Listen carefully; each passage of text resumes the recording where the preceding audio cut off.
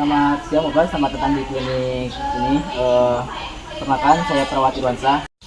Baik Bapak, tujuan kami datang ke sini, kami ingin konsultasi mengenai tentang KB. Kebetulan kami juga baru menikah, jadi kami tidak ingin punya anak terlebih dahulu seperti itu.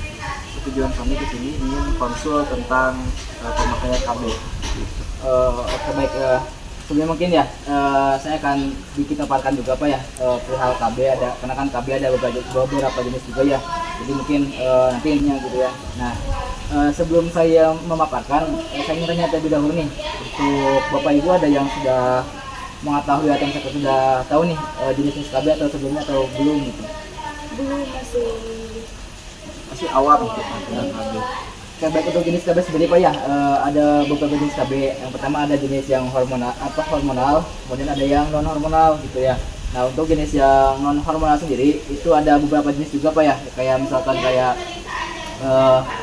KB suntik, kemudian IUD, kondom, kemudian diafragma dan spiral. Kemudian untuk yang non hormonal sendiri kayak pil KB, kemudian ada KB suntik, implan, PET sama vagina ring. Nah untuk biasanya banyak digunakan dengan ibu-ibu yang sudah gitu ya, yang memang rata-rata orang Indonesia gunakan. Biasanya kan ada jauh dengan pil KB, kemudian yang diminum, kemudian yang disuntik.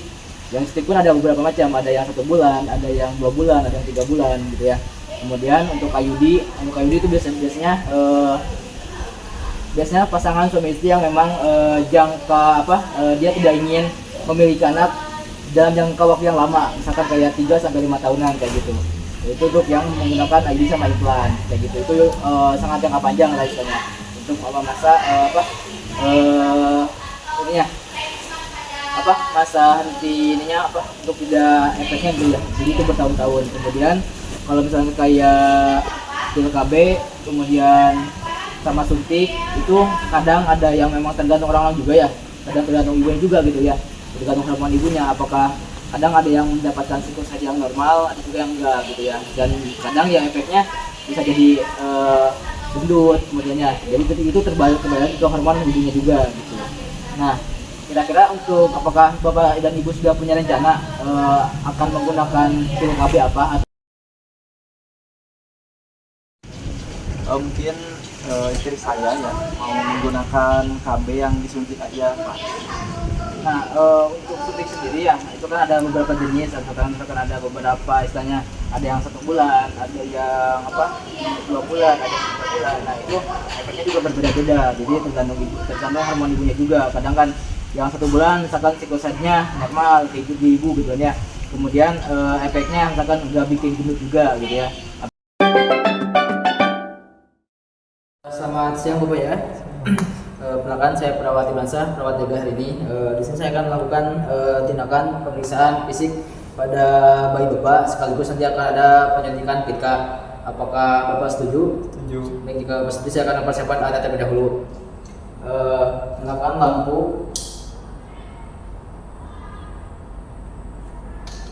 Kemudian gunakan APD.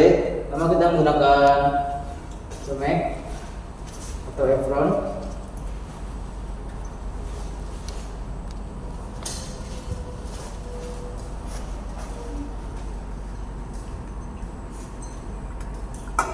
Kemudian cuci tangan 6 langkah.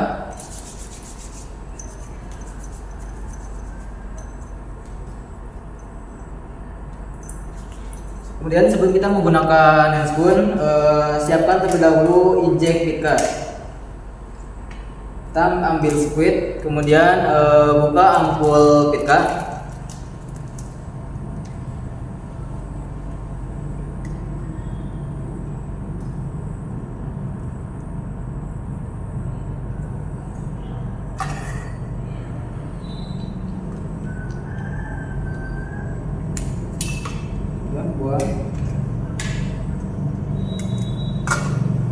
Kemudian gunakan handscoon.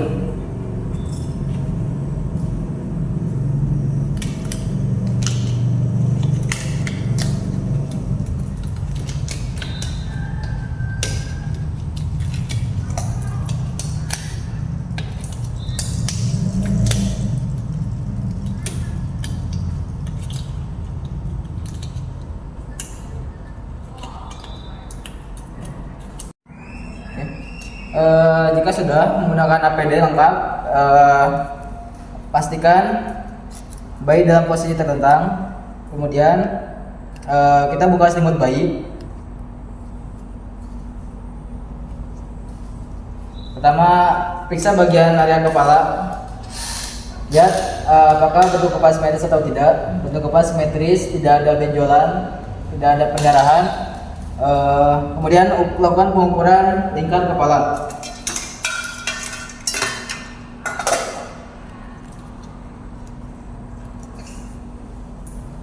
Apa ya?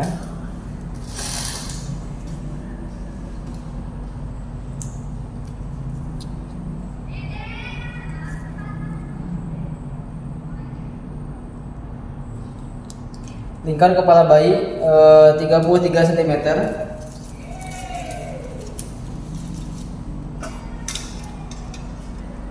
Kemudian pemeriksaan di area telinga. Telinga kiri dan kanan simetris, bentuk telinga, daun telinga ada. Kemudian lihat apakah ada di lubang telinga, apakah ada kotoran atau tidak.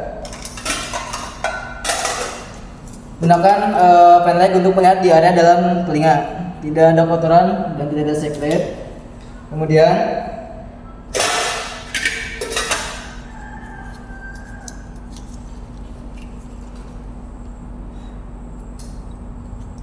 pemeriksaan wajah bayi,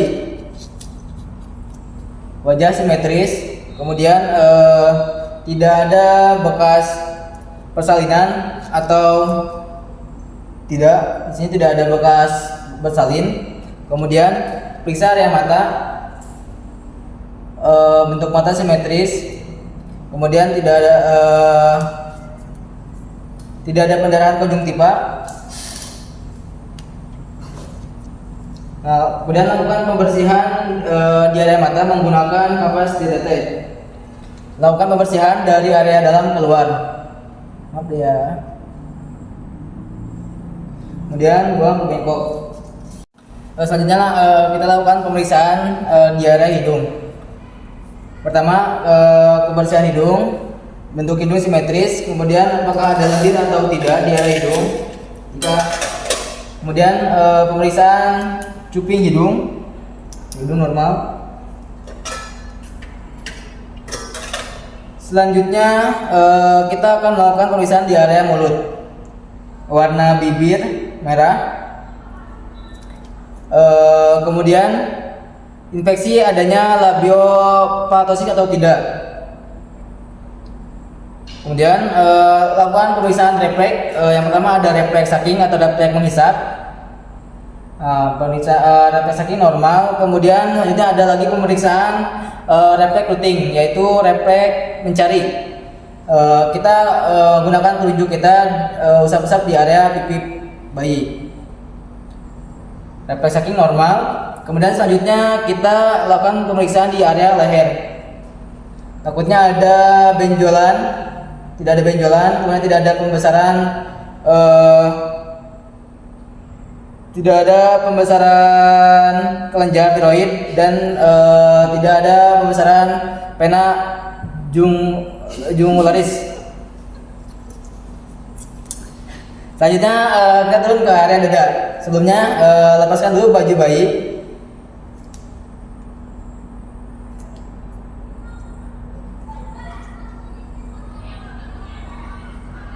Selanjutnya kita lakukan pemeriksaan di bagian dada. Yang pertama adalah pemeriksaan suhu tubuh. Periksa suhu tubuh si bayi normal atau tidak. Bersihkan dulu termometer dan bersihkan dulu bagian aksila si bayi.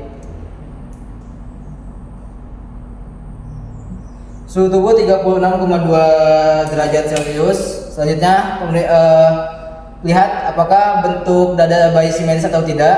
Bentuk dada bayi simetris. Kemudian infeksi puting susu dan area areola. Kemudian periksa jantung bayi, periksa menggunakan stetoskop.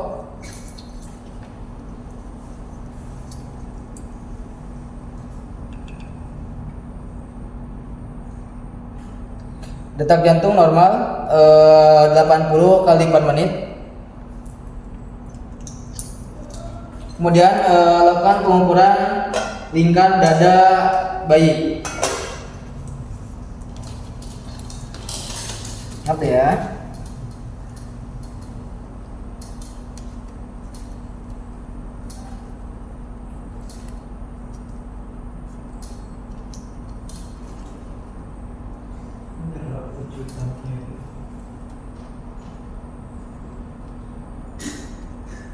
Lingkar dada normal 33 cm.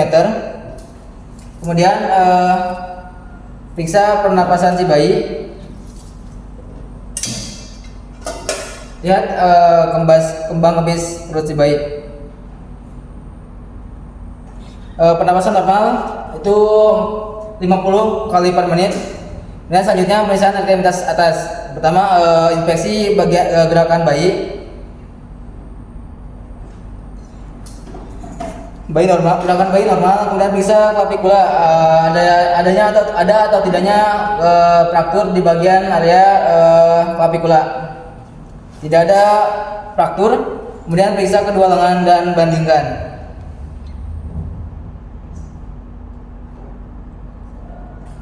Tangan simetris, panjang tangan juga normal. Kemudian lihat telapak tangan bayi apakah ada kebiruan atau tidak. Kemudian kemudian cek refleks grasping atau menggenggam. Kita letakkan tangan atau telunjuk kita di area telapak tangan si bayi. Area refleks grasping normal, kemudian refleks moro kita dengan cara kita menggebrak tempat tidur si bayi.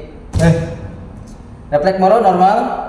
Kemudian pemeriksaan abdomen.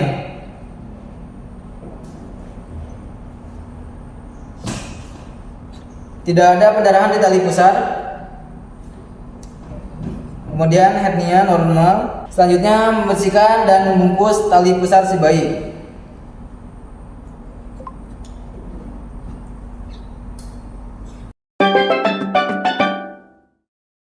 Ibu, selamat siang. Boleh disebutkan Ibu nama sama usianya? Alamatnya boleh Ibu? Oke, baik. Betul ya.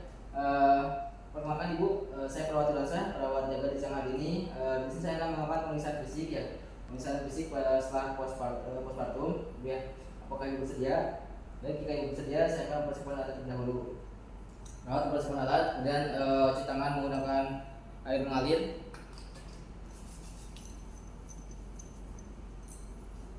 Kemudian gunakan handscoon. Apa aja?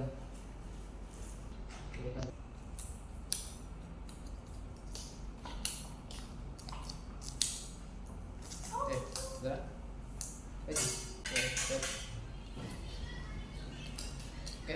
Baik Ibu ya. Selanjutnya saya akan melakukan pemeriksaan kemungkinan vital pada Ibu ya. Pertama itu saya akan mengukur tekanan darah Ibu terlebih dahulu.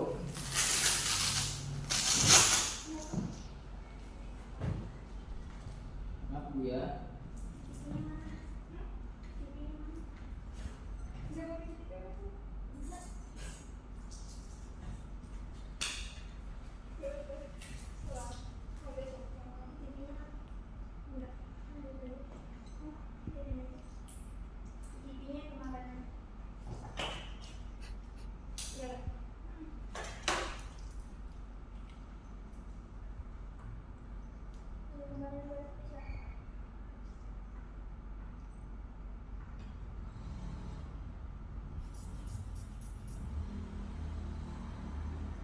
Ya, tekanan normal aja 128 dulu. Kemudian kita akan melakukan pemeriksaan suhu tubuh.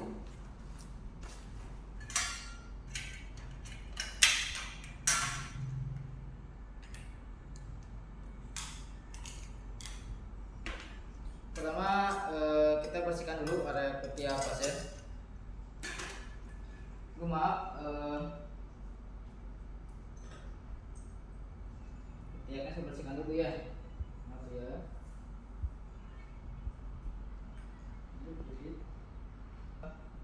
sambil nunggu suhu tubuh, kita lakukan pemeriksaan nadi dan respirasi.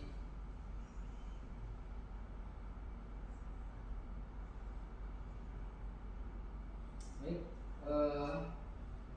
suhu tubuh normal, kemudian denyut juga normal dan respirasi juga normal.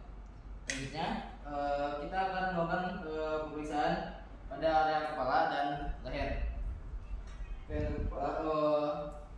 Kebersihan kepala atau rambut bersih, tidak ada ketombe, kerontokan rambut tidak rontok. Ini adalah pemeriksaan konjungtiva anemis, kemudian cuping hidung, kemudian pemeriksaan area mulut, bibir, mukosa bibir normal, kemudian kita lihat juga area dalam gigi, apakah ada gigi berlubang atau tidak, kemudian ada pembesaran tiroid atau tidak. Nah, selanjutnya kita melakukan di area leher, tidak ada pembesaran kerja tiroid, tidak ada juga peningkatan GBV. Selanjutnya kita turun ke area payudara pasien, ya. Ibu maaf ya, saya buka dulu bajunya. Kita lihat bentuk payudara pasien, ya, yang kemudian tekstur, warna kulitnya, ya. Kemudian adakah pigmentasi areola, kemudian adakah pengeluaran pada kolostrum sama pembengkakan, takutnya ada benjolan atau tidak. Itu di area payudara. Ibu saya tinggal kembali, ya. Kita ke pemeriksaan jantung dan paru. Itu dilakukan auskultasi di area jantung dan paru.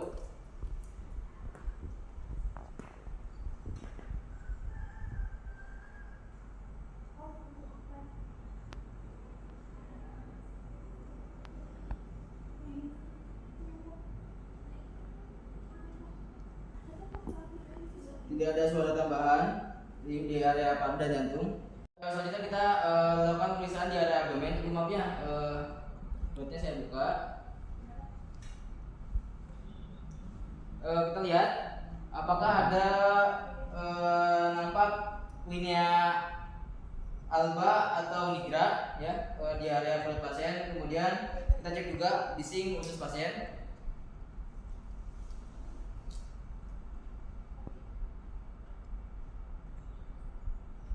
Bising usus pasien normal, 13 menit. Kemudian area kandung kemih apakah penuh atau tidak, kita evaluasi.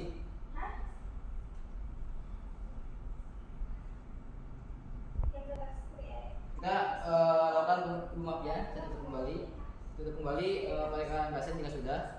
Selanjutnya lakukan pemeriksaan di area ekstremitas. Nah, di ekstremitas yang kita cek adalah pertama dari area kulit, cek CRT normal atau tidak.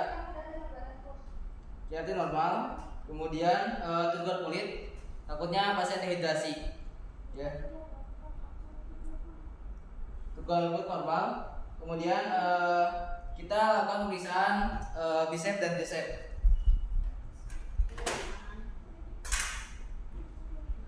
Maaf ya.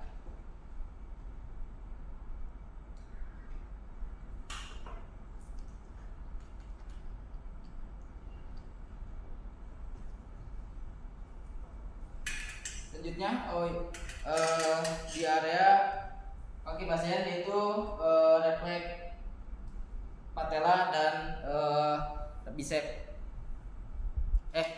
Babinski.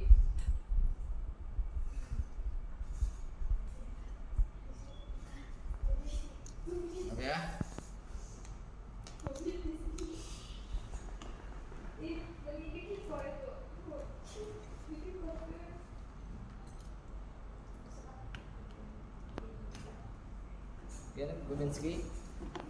Babinski, ya, kita gunakan ujung efek hammer untuk pemeriksaan Babinski. Oke, sudah rapikan kembali selimut pasien.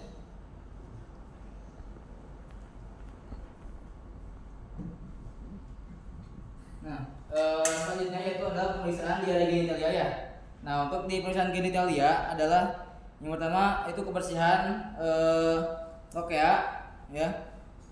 Kemudian adakah luka di area epis ruptur perineum dan tanda rida atau adakah varises. Kemudian di daerah anus atau di daerah anus juga ya dicek apakah ada hemoroid atau tidak gitu. Kemudian jika sudah Ibu, saya sudah melakukan pemeriksaan fisik. Apakah ada yang ingin tanyakan terlebih dahulu? Untuk hasilnya, alhamdulillah semua dalam keadaan baik, tidak dari ujung kepala itu sampai ujung kaki. Ya, ada yang ingin tanyakan terlebih dahulu? Tidak. Rawat rapikan alat. Rawat cuci tangan.